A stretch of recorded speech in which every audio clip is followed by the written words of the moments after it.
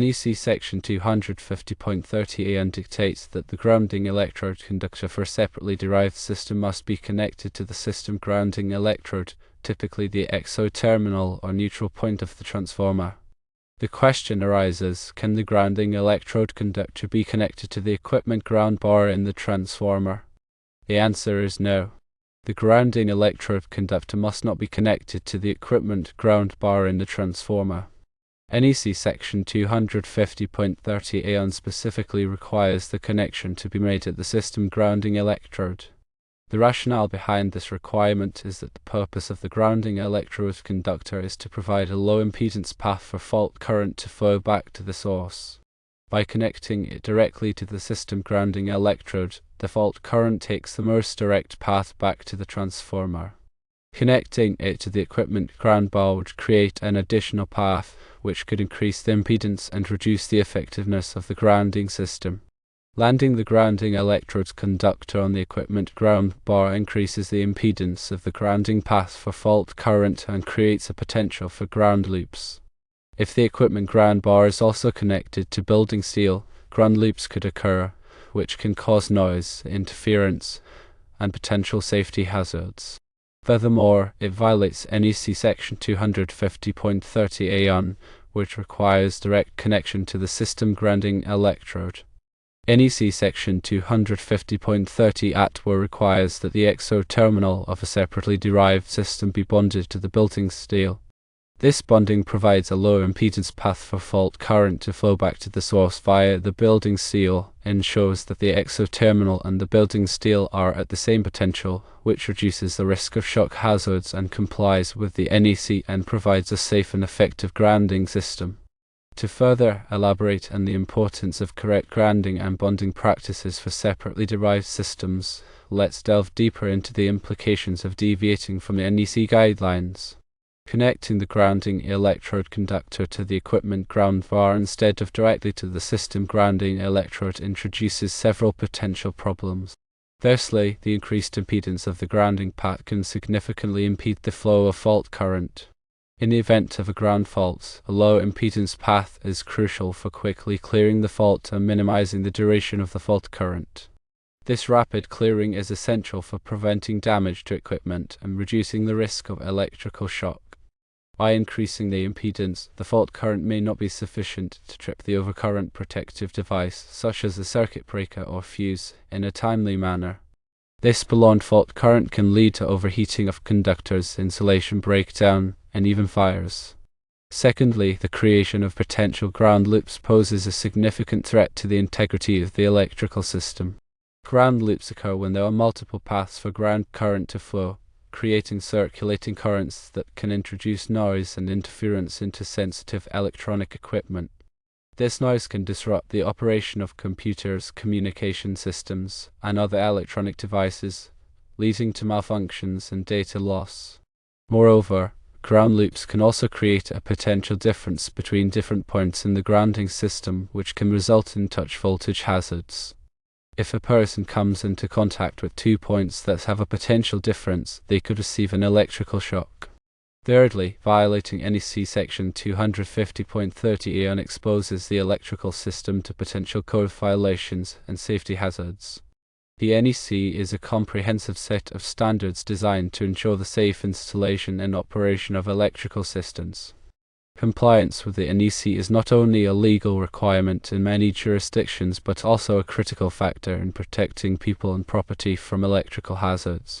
Failure to adhere to the NEC guidelines can result in fines, penalties, and even legal liability in the event of an accident or injury. In addition to the grounding electrode conductor, the bonding of the exo-terminal to the building steel is equally important for ensuring the safety and reliability of the electrical system. This bonding provides a low impedance path for fault current to flow back to the source via the building steel. The building steel acts as a supplemental grounding electrode, providing an additional path for fault current to return to the source. This redundancy enhances the overall effectiveness of the grounding system and reduces the risk of electrical shock. Furthermore, bonding the exo-terminal to the building steel ensures that the exo-terminal and the building steel are at the same potential. This equipotential bonding minimizes the potential difference between these 2 points, reducing the risk of touch voltage hazards. In the event of a ground fault, the fault current will flow through the building steel, raising its potential. By bonding the exo-terminal to the building steel, the exo-terminal will also be raised to the same potential, preventing a potential difference between the two. This equipotential bonding is essential for protecting people from electrical shock. In summary, the NEC requirements for grounding separately derived systems are designed to ensure the safe and reliable operation of electrical systems. Connecting the grounding electrode conductor directly to the system grounding electrode and bonding the exo-terminal to the building steel are both critical for providing a low impedance path for fault current, minimizing the risk of ground loops, and protecting people from electrical shock. Deviation from these requirements can lead to increased impedance, potential ground loops, code violations, and safety hazards. Understanding the reasons and theory behind these requirements is essential for electrical professionals to properly design, install, and maintain electrical systems. Let's consider a few practical examples to illustrate the importance of these grounding and bonding requirements. Example 1 involves a large commercial building with a separately derived system powering a critical computer server room. If the grounding electrode conductor is improperly connected to the equipment ground bar instead of directly to the system grounding electrode, the increased impedance could prevent the rapid clearing of a ground fault in the server room. This could lead to prolonged downtime of the servers, resulting in significant financial losses for the business. Furthermore, the potential for ground loops could introduce noise and interference into the sensitive electronic equipment, causing data corruption and system instability. Example 2 involves an industrial facility with a separately derived system powering heavy machinery. If the exo-terminal is not properly bonded to the building steel, a ground fault in one of the machines could create a dangerous touch voltage hazard. If a worker comes into contact with the machine and the building steel simultaneously, they could receive a severe electrical shock. These examples highlight the importance of adhering to the NEC guidelines for grounding and bonding separately derived systems. Proper grounding and bonding practices are essential for protecting people and equipment from electrical hazards and ensuring the reliable operation of electrical systems. To further enhance the understanding of grounding and bonding principles, let's explore some additional concepts and considerations. Firstly, it is important to understand the difference between grounding and bonding. Grounding refers to the connection of an electrical system to the earth, providing a reference point for voltage and a path for fault current to return to the source. Bonding refers to the connection of metallic parts of an electrical system to create an electrically conductive path, ensuring that they are at the same potential. Both grounding and bonding are essential for electrical safety, but they serve different purposes. Secondly, it is important to select the appropriate size of grounding and bonding conductors. The NEC provides specific guidelines for sizing these conductors based on the size of the service conductors or the rating of the overcurrent protective device. Undersized grounding and bonding conductors can increase the impedance of the grounding path and reduce the effectiveness of the grounding system. Thirdly, it is important to properly install grounding and bonding connections. Loose or corroded connections can increase the impedance of the grounding path and compromise the integrity of the grounding system. All grounding and bonding connections should be clean, tight, and corrosion resistant. Fourthly, it is important to regularly inspect and test grounding and bonding systems. Periodic inspections can identify potential problems, such as loose connections or corroded conductors. Testing can verify the effectiveness of the grounding system and ensure that it is functioning properly. By understanding these additional concepts and considerations, electrical professionals can further enhance their knowledge of grounding and bonding principles and ensure the safety and reliability of electrical systems. Now let's consider specific scenarios and address potential questions that may arise during the design and installation of separately derived systems. Question 1. What type of grounding electrode should be used for a separately derived system? The NEC recognizes several types of grounding electrodes, including metal underground water pipe, building steel, ground ring, and rod or pipe electrodes. The selection of the appropriate grounding electrode depends on site conditions and the availability of suitable electrodes. In many cases, a combination of grounding electrodes may be required to achieve the desired grounding impedance. Question 2. How should the grounding electrode conductor be connected to the grounding electrode? The grounding electrode conductor should be connected to the grounding electrode using a listed connector or clamp. The connection should be made in a manner that ensures a permanent and reliable electrical connection. The grounding electrode conductor should be protected from physical damage and corrosion. Question 3. How should the bonding jumpers be installed? Bonding jumpers should be installed to bond together all metallic parts of the electrical system, including equipment enclosures, raceways, and metallic piping systems.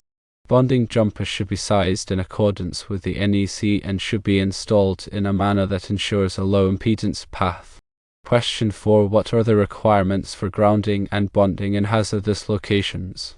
Hazardous locations, such as those containing flammable gases or vapors, require special grounding and bonding practices to minimize the risk of ignition. The NEC provides specific guidelines for grounding and bonding in hazardous locations, including the use of intrinsically safe equipment and explosion-proof enclosures. By addressing these specific scenarios and questions, electrical professionals can gain a more comprehensive understanding of the practical aspects of grounding and bonding separately derived systems. In conclusion, the NEC requirements for grounding separately derived systems are essential for ensuring the safe and reliable operation of electrical systems. Connecting the grounding electrode conductor directly to the system grounding electrode and bonding the exo-terminal to the building steel are both critical for providing a low impedance path for fault current, minimizing the risk of ground loops, and protecting people from electrical shock. Deviation from these requirements can lead to increased impedance, potential ground loops, code violations, and safety hazards. By understanding the reasons and theory behind these requirements and by following the guidelines provided in the NEC, electrical professionals can ensure that separately derived systems are properly grounded and bonded, protecting people and property from electrical hazards. Remember to always consult the latest edition of the NEC and to seek guidance from qualified electrical professionals when designing and installing electrical systems. The information provided here is for educational purposes only and should not be considered a substitute for professional electrical advice. Always prioritize safety and follow all applicable codes and regulations when working with electricity. To further illustrate the concepts discussed, let's consider a step-by-step example of how to properly ground and bond a separately derived system in a typical commercial building. Firstly, identify the separately derived system. This could be a transformer, generator, or other source of electrical power that is not directly connected to the main service. Secondly, locate the system grounding electrode. This is typically the exo-terminal or neutral point of the transformer. Thirdly, connect the grounding electrode conductor from the system grounding electrode to the building grounding electrode system. The grounding electrode conductor should be sized in accordance with the NEC and should be connected to the grounding electrode using a listed connector or clamp. Fourthly, bond the exo-terminal to the building steel. This can be accomplished by connecting a bonding jumper from the exo-terminal to the nearest available point on the building steel. The bonding jumper should be sized in accordance with the NEC and should be installed in a manner that ensures a low impedance path. Fifthly, bond all metallic parts of the electrical system, including equipment enclosures, raceways, and metallic piping systems. This can be accomplished by connecting bonding jumpers between these metallic parts and the building steel or the grounding electrode system. The bonding jumpers should be sized in accordance with the NEC and should be installed in a manner that ensures a low impedance path. Sixthly, inspect and test the grounding and bonding system to ensure that it is properly installed and functioning correctly. Use a ground impedance tester to verify that the grounding impedance is within acceptable limits. By following these steps, you can ensure that the separately derived system is properly grounded and bonded, providing a safe and reliable electrical system. In addition to the steps outlined above, there are several other important considerations to keep in mind when grounding and bonding separately derived systems. Firstly, ensure that all grounding and bonding connections are clean, tight, and corrosion resistant. Loose or corroded connections can increase the impedance of the grounding path and compromise the integrity of the grounding system. Secondly, protect all grounding and bonding conductors from physical damage. Grounding and bonding conductors that are exposed to physical damage can be easily broken or damaged, rendering the grounding system ineffective. Thirdly, use only listed grounding and bonding connectors and clamps. Listed connectors and clamps have been tested and certified to meet industry standards for safety and performance. Fourthly, follow all applicable codes and regulations. The NEC provides specific guidelines for grounding and bonding separately derived systems, and it is important to comply with these guidelines to ensure the safety and reliability of the electrical system. Fifthly, consult with a qualified electrical professional if you have any questions or concerns about grounding and bonding separately derived systems. A qualified electrical professional can provide expert guidance and ensure that the electrical system is properly grounded and bonded. By keeping these additional considerations in mind, you can further enhance the safety and reliability of separately derived systems.